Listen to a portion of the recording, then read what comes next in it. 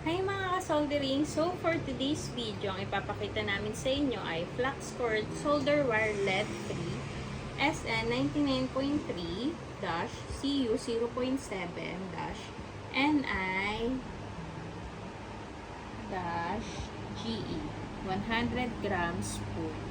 So guys, ito ang ating solderindo SI100C 0.5 mm, 100 grams. So guys, may kita nyo yung mga specs niya. I-focus na lang ang ating solder wire. Solderindo SI100C. So ang size niya ay 0.5 mm, 100 grams. So, what is the use of solderindo SI100C? 100 grams.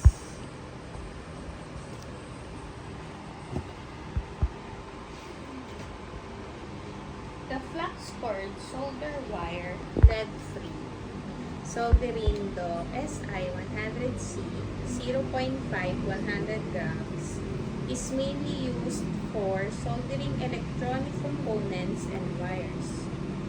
It helps join metal cords, especially copper wires or PCB pads, by melting solder to create an electrical and mechanical connection. So, main uses, number 1, electronics repair and assembly.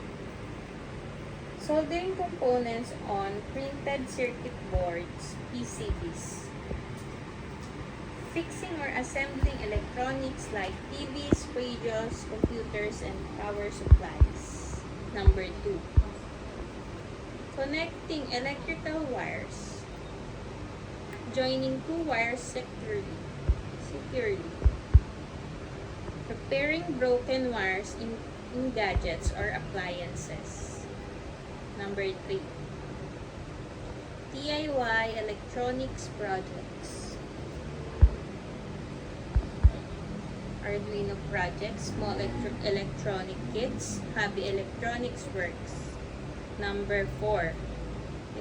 Industrial or automated soldering. Can also be used in robotic or high-speed soldering processes in electronics manufacturing. Why it is called flux cord? Number 1. The wire has flux inside the cord. Number 2.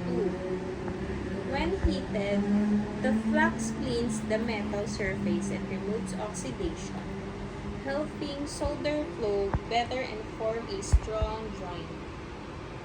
Number 3. Because of this, you usually don't need to add separate flux. What the label means. Number 1. Lead-free.